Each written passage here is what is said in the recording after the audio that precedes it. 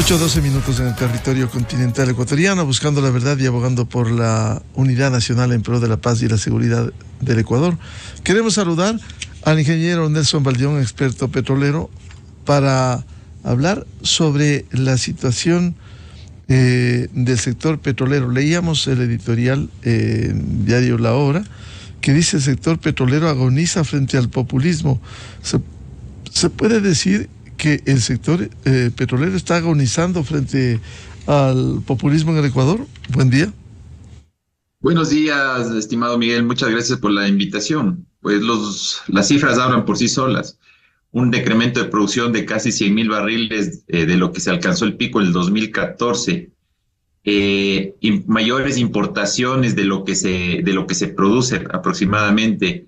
Petroecuador, una salida de un campo que es el ITT, básicamente hace que realmente nos dé unas malas perspectivas del sector petrolero ecuatoriano. Yo, desde el punto de vista del análisis geopolítico energético, que es mi expertise desde Houston, pues básicamente da estos datos para ver que el sector petrolero ya no se ha tomado en cuenta ni siquiera en los reportes internacionales. Recordemos que el crecimiento de demanda global de consumo de petróleo está aproximadamente proyectado a 106 millones de barriles al día, y para el 2045 a 116 millones de barriles al día, y por ende el Ecuador tiene una declinación que hace que ya no se le tome en cuenta y este titular sea muy apegado a la realidad del Ecuador, que ya un declive, que no vemos una manera de comenzar a cambiar esto. Realmente un anuncio que hizo ayer el presidente a través de un medio de la Amazonía, donde se va a licitar, a concesionar el campo Sacha, pues es una luz en mitad de un montón de problemas que tiene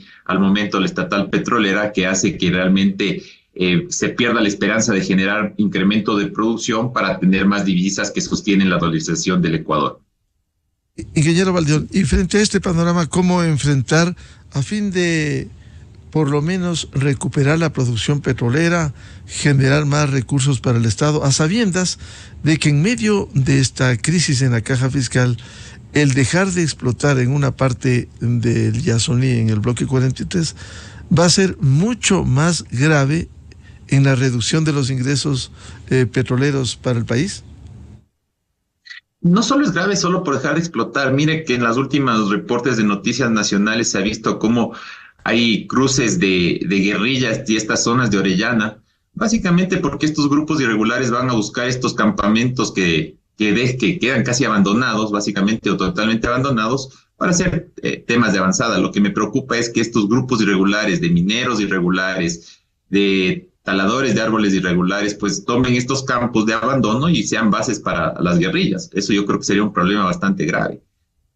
Soluciones existen. Escuché la entrevista a los distinguidos panelistas que me antecedieron, y básicamente nadie toma en cuenta que nadie ha revertido la política de importaciones de derivados del país. El país, como lo dijo un exministro anterior, casi compró 8.000 millones de dólares en derivados. ¿A qué se debe? La posición del anterior gobierno que tuvo hacia la guerra de Ucrania hizo que compremos derivados a traders, a importadores de combustibles en casi $170 del barril, pudiendo haber negociado con Rosneft, el mayor productor de diésel, y haberlo comprado en $65 del barril. Eso ha generado un desfase de casi 5.000 millones de dólares, 4.000 millones de dólares, que es lo que ahora nos tiene un problema de caja fiscal. Si pudiéramos revertir justamente en el Ecuador un cambio de política de importación petrolera, tuviera casi el doble de lo que se va a generar a través de lo que se proyecta en el tema del IVA. Soluciones existen. El tema de la concesión de Sacha podría ser 1.500 millones de dólares. En el Ecuador hay aproximadamente 11.000 millones de dólares que se tienen que destrabar, pero lastimosamente no pasan. La ronda intracampos, que ya se había designado hasta el momento, no se ha podido sacar por trabas burocráticas. La propuesta de un decreto de emergencia en el sector energético petrolero, sobre todo, sería un gran alivio para destrabar todos estos procesos, donde realmente permitan a una empresa que es Petroecuador, que no tiene los presupuestos para desarrollar operaciones de incremento de producción, pasar y licitar a empresas petroleras, porque el apetito, como le comenté al principio, Miguel, existe. Son 104 millones de barriles de crudo diario que se está demandando a nivel mundial, y el Ecuador justamente se pone en una posición donde teniendo el recurso bajo tierra no lo está tomando en cuenta para exportar. Y los reportes internacionales y el mercado internacional ya no está tomando en cuenta ese crudo para el mercado de oferta y demanda, que hace que el castigo que tengamos por nuestro crudo sea mayor. Se está tomando en cuenta una proforma presupuestaria de aproximadamente $67 del barril de petróleo, pero no estamos tomando en cuenta que por la salida del campo del crudo y por estos maquillajes de cifras y varios temas, pues el crudo está siendo mucho más castigado. Podría llegar hasta unos $19 de castigo, lo que nos tendría bajo el nivel de techo de proforma de precio que se está poniendo, y eso hace que la proforma estaría muy mal calculada. Una alternativa, ingeniero Baldión, sería el sinceramiento de los precios de los combustibles, eliminar los subsidios que tanto daño han hecho, por un lado, y por otro que benefician a la mayoría que sí puede pagar precios del mercado internacional. Siempre el tema de los subsidios a nivel mundial ya no existe. Mire, Cuba, siendo un país extremadamente socialista, acaba de subir sus combustibles al 500%. Se eliminó totalmente. Colombia lo está haciendo. Si es que uno no pone a precio internacional, pues la crisis va a ser mucho más complicada. Recordemos que estamos viviendo una economía global bastante dinámica en términos de lo que está pasando en la guerra de Medio Oriente, que si Estados Unidos no logra sostener la producción de 13.2 millones de barriles diarios, porque ya las fusiones estaban demostrando que puede llegar a un pico donde la producción puede comenzar a caer, los precios inmediatamente van a comenzar a incrementarse. Y ese es un problema grave, porque realmente si seguimos importando al nivel que estamos importando y a los precios de trader que estamos importando, pues la crisis es mayor. Por eso el sinceramiento de eliminar los combustibles a nivel general sería importantísimo, ya que lastimosamente nuestro gas, nuestra gasolina subsidiada, que se compra mucho más a trader, ni siquiera le estamos produciendo, llega a fronteras como Chile o en Colombia, porque realmente eso es lo que le está beneficiando a estas economías ilegales. Entonces, yo creo que también el tema de la focalización es bastante complicado. ¿Qué pasa si una gasolinera en la frontera no tiene el sistema tecnológico de reconocimiento de placas para vender los combustibles? Entonces, creo que de alguna manera mejor el tener una mayor recaudación a través de la eliminación de subsidios, de una mejor política de importación de derivados, un incremento de producción. Ese presupuesto se podría destinar directamente a las necesidades poblacionales como salud, educación y seguridad. Ingeniero Baldión, uno de los temas fundamentales, como usted ha planteado, es las inversiones. Si ha venido cayendo en picada la producción petrolera, ¿cómo enfrentar, cómo entregar recursos para que haya inversiones, a sabiendas de que el Estado no tiene? Y ha habido casos como lo del ITT y del propio OCP, el oleoducto de crudos pesados. ¿Cómo revertir este panorama para lograr inversiones y reformas también que son fundamentales? Bueno, en este momento yo creo que el presidente tiene una ventaja, su popularidad y sobre todo un decreto de guerra hacia las mafias. Creo que eso nos ampara a poder tener un decreto de emergencia en el sector energético que nos permita justamente recopilar estos fondos. Que repito, el tema del IVA no sé cuánto recopile porque ya la gente va a comenzarse a retraer en el tema del consumo. Pero si estas variaciones de un recurso que el Ecuador depende, como es el petrolero, y está demostrado que la dolarización está sustentada en las reservas petroleras que nosotros tenemos, los préstamos que incluso nos hacen organismos internacionales están basados en ese colateral, pues básicamente es de dinamizar a través de este decreto que le he mencionado varias veces, porque creo que es la única manera de justamente lograr incluso pasar el tema de la burocracia que es tan pesada, que hace que no permitan que estos contratos beneficiosos para el país logren entrar a zonas de impacto. Por ejemplo, en Orellana, si es que no se está comenzando a hacer estas obras por esta inversión, pues están comenzando a generarse estos grupos delictivos. Yo como voy al campo, justamente veo cómo se entran a las escuelitas y el cobre del cable comienzan a derretirlo para vender. ¿Cómo se puede hacer? Básicamente, le repito, para mí fue una gran noticia que el tema se pueda discutir con la Corte Constitucional, el tema de ver cómo se puede conversar acerca del tema del ITT. A nivel mundial, por ejemplo, en Houston nunca se ha visto que un campo se tenga que desmontar, sobre todo si está productivo y que salga el doble de costoso desmontar, donde el presupuesto es casi de $2.000 millones. Entonces, eso, digamos que es algo que no se comprende. Claro, ingeniero Valdión, si me permite, ese es el caso del ITT, o sea, son condiciones diferentes. Hace 10 años no se explotaba el ITT. Cuando comienza a explotarse, se invierte ahora a desmontar eso y a dejar de recibir recursos. ¿Acaso no fue una demagogia planteada al pueblo ecuatoriano que se pronunció a favor del cierre sin medir las implicaciones de ello?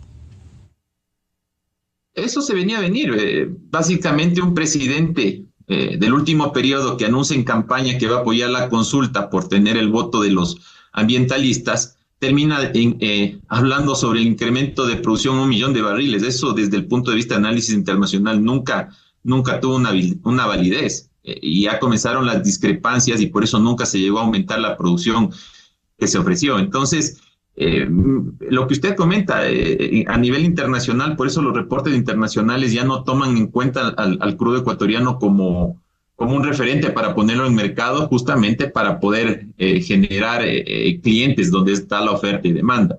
Y eso ha hecho que esté mucho más castigado nuestro crudo. Entonces, es absolutamente, pongamos en estos términos, ridículo lo que pasó, porque realmente se está quitando, aparte de lo que se estaba produciendo, todo lo que se produjo ahora se tiene que invertir, porque no es para poder desinstalar todas las instalaciones que están hechas, cerrar pozos, y sobre todo una licencia ambiental que se tiene, que nuevamente un permiso ambiental que se tiene que hacer. Yo creo que nunca se habló en el tema de la consulta del Yasuní sobre la licencia ambiental. Es una de las mejores y de última generación que se tenían, que realmente fue muy mencionada a nivel mundial sobre el respeto a la naturaleza para el mínimo impacto ambiental. Nunca se habló en términos técnicos de una consulta que realmente fue más politizada y más fue en rechazo hacia una gestión muy mal hecha en términos, por lo menos, de energía. Los resultados son ahí. La caída de producción son casi 100.000 barriles y eso multiplicado por el costo que estuvo de petróleo son miles de millones de dólares. Creo que las autoridades de control, como le menciono, la Contraloría General del Estado debería actuar y comenzar procesos de investigación hacia lo que se ha comprado internacionalmente y hacia por qué el gobierno anterior justamente tuvo que poner una política de importación que nos ha llevado a este desfase de 5.000 millones de dólares, y debería haber responsables, ya que lastimosamente eso nos está afectando a todos los que pagamos impuestos en el Ecuador, y eso creo que de alguna manera va a seguir pasando mientras no reformemos estas distorsiones que se han comentado. Y el tema del ITT, para ser muy específico, es un campo que es productivo. La proyección de incremento de producción para ese campo está hasta 80.000 barriles. Ahora sería importante ver cómo está avanzando el permiso ambiental justamente para el desmontaje y sobre todo tener esos 2.000 millones de dólares para poder desmontar el campo. Por eso le repito, una de las soluciones prácticas, porque el apetito a nivel global existe de consumo de hidrocarburos, justamente es lo que se anunció de Sacha. Petroecuador no puede seguir manteniendo estos activos ya que no tienen dinero para invertir e incrementar producción. Hablemos del bloque 16, donde también en diciembre pasado se ofreció a través de poner el bloque 16 en Petroecuador, pues se iba a hacer una licitación inmediata a mayo. Estamos a marzo del 2024 y no existe esa licitación y se han perdido 100 millones de dólares mensuales en el bloque 16, donde se anuncia que la producción está en 10.000 barriles de petróleo y estaban en 20.000 barriles de petróleo. Entonces yo creo que de alguna manera, repito, el mensaje es que inmediatamente el Ministerio de Energía tome estos campos y los saque a licitación inmediata, porque de existir existe. Mire, en la visita a Canadá, a Estados Unidos, se habla de que justamente hay inversionistas internacionales, a pesar de las circunstancias de inseguridad jurídica, existe, porque el Ecuador tiene esos recursos. Que se haga responsablemente, que en los contratos se contrate a la mano de empleo joven, a técnicos ecuatorianos, que permite estimular la economía. Repito, son 11.000 millones de dólares que se pueden hacer a través de decreto de emergencia, que es casi más de las 8 veces de lo que se está proponiendo en el tema de lo que es el tema del IVA. Este es un diálogo con el ingeniero Nelson Baldión, experto petrolero. Lo hacemos, él se encuentra en Houston, Texas, Estados Unidos. Ingeniero Baldión, ¿qué pasa en resumen entonces con la industria petrolera ecuatoriana? Quizás la empresa estatal es el problema. ¿Qué pasa con las operadoras privadas si cumplen con los contratos y si no hay dinero en el Estado para invertir? ¿Esa no es una limitación enorme? Claro, o sea, las operadoras privadas han estado constantemente tratando de renegociar los contratos. Hay el caso de una estatal de un país de Sudamérica que tiene $100 millones para poder invertir, y los procesos burocráticos son los que no le han permitido invertir, justamente porque hay mucho cambio de autoridades.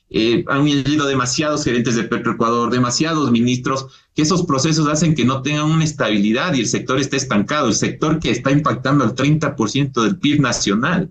Y eso de alguna manera demuestra el estancamiento que estamos viviendo. Por eso el peligro más grave es la sustentabilidad de la dolarización. Si estos grandes montos de inversión, porque son miles de millones de dólares, pues no se efectivizan.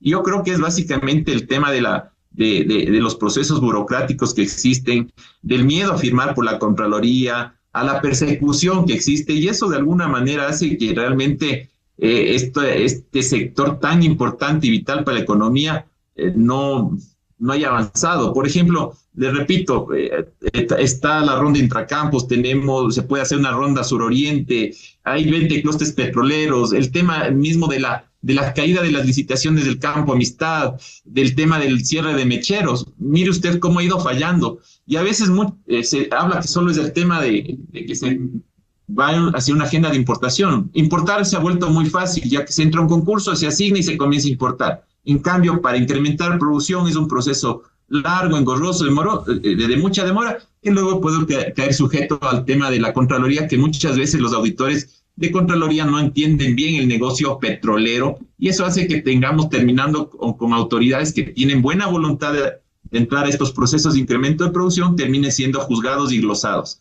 Y eso creo que ha hecho que la industria esté ahorita en un limbo de estancamiento y que realmente haga que haya esta ineficiencia. Repito, este año se le ha asignado casi $4,000 millones a Petroecuador. No es suficiente, con eso solo se cubre el tema de importación de derivados más la nómina. ¿Cómo se va a tener toda la capacidad operativa para poder incrementar producción? Y eso justamente hace que no tengamos una buena perspectiva y no se le tome en cuenta al país como un país petrolero.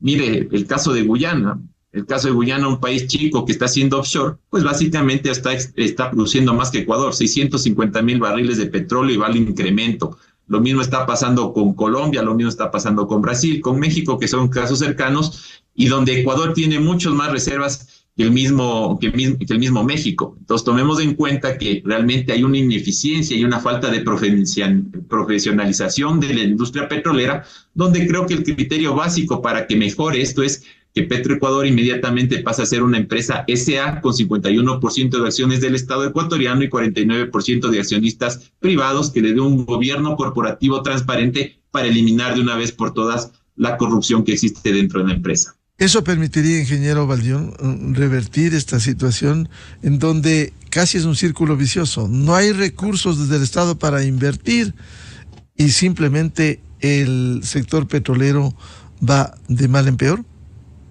Absolutamente. Es un caso demostrado, tanto YPF de Argentina o la misma Petrobras o el mismo Ecopetrol han logrado revertir la situación y ahora son empresas rentables. Están generando divisas para el Estado. Claro. ¿Qué hicieron ellos? ¿Qué hicieron ellos? Ellos lo pasaron a SA. Ellos hicieron una mix público-privada. 51% el Estado y 49% inversionistas, que muchas veces son los mismos inversionistas, son pensionistas, son empleados de la empresa, son personas públicas. Ellos hicieron eso porque cuando uno pasa SA y pasa a cotizar a una bolsa, las mismas leyes de compliance, de todo lo que es anticorrupción, hacen que estos procesos se regulen. En importación se busca mejores proveedores. En el tema de asignación de contratos se hace un proceso de procura que permite encontrar al mejor proveedor. Por eso yo estoy en este momento de emergencia, Creo que es importantísimo que todos los activos que Petroecuador no está pudiendo producir por la falta de presupuesto se pase inmediatamente al Ministerio de Energía para que ellos puedan sacar a licitación hacia las privadas, porque las privadas, como muchas cotizan en la bolsa de Toronto, en las bolsas de Canadá, en las bolsas de Nueva York, pues básicamente ellos sí pueden hacer estos procesos de eficiencia y transparente, porque al fin y al cabo todo esto les mide los KPIs que les tienen que ser rentables hacia los accionistas. Petroecuador tiene que hacer lo mismo y se ha venido hablando, exministros lo han hablado, pero nadie ha ejecutado. Por eso muchas veces he visto en los medios que hablan, pero ya cuando son autoridades nunca han ejecutado este proceso que realmente creo que es importantísimo y que, repito, el caso más cercano es del de Ecopetrol en Colombia. Claro, el problema es que daría la impresión hoy, en la actualidad, que no se entiende lo que se está viviendo en el sector petrolero y casi hay una dinámica de que esto siga en las mismas condiciones, como si sin una política petrolera va a mejorar la situación, lo cual es imposible, ingeniero Baldión. Exactamente, esto es una decisión política. Por eso yo creo que el presidente está en la mejor posición en este momento, con un 80% de popularidad, como la que tuvo Uribe en su época, para tomar este tipo de decisiones que son trascendentales para el futuro del país. Porque si no, como usted bien dice, Miguel, vamos a seguir en una espiral maligna, tóxica, que está destruyendo las arcas fiscales del Ecuador y que realmente nos está llevando al momento a pedir prestado a los organismos internacionales para pagar el préstamo. Eso es el titular de un medio de Ecuador el día de hoy.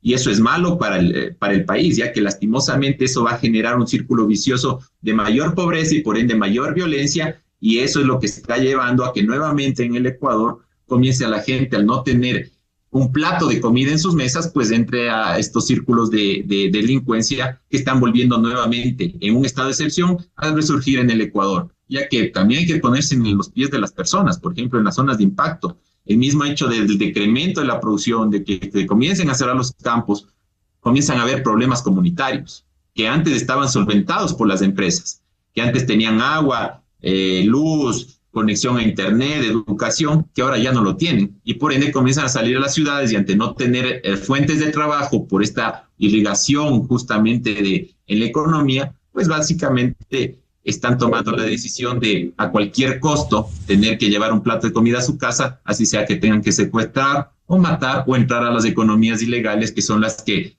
reclutan. Si ya encerré a 10,000 personas porque son terroristas, pues las mafias van a seguir reclutando otros 10,000 para poder mantener su operación. Recordemos que en México salió un reportaje de que uno de los mayores empleadores del país es el narco. Son 170,000 asociados que tienen en estas estructuras y ellos no van a permitir que un negocio tan rentable y lucrativo se les acabe por falta de personal. Muchas gracias por atender a la revista de Opinión Democracia desde Houston, Texas, Estados Unidos, y le comprometo a seguir hablando de estos temas estructurales de fondo para entender la problemática actual del sector petrolero ecuatoriano. Al ingeniero Nelson Baldión, experto petrolero, muchas gracias su atención a la revista de Opinión Democracia. Con mucho gusto, gracias por la invitación, saludos. Enseguida, en la revista de Opinión Democracia.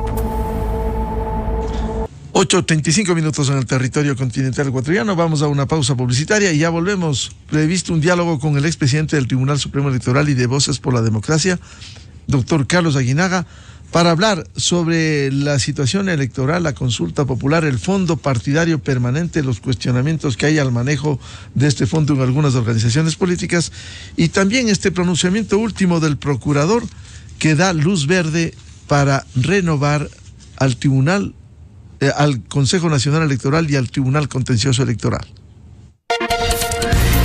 Desde 1984 con Gonzalo Rosero, la revista de Opinión Democrática.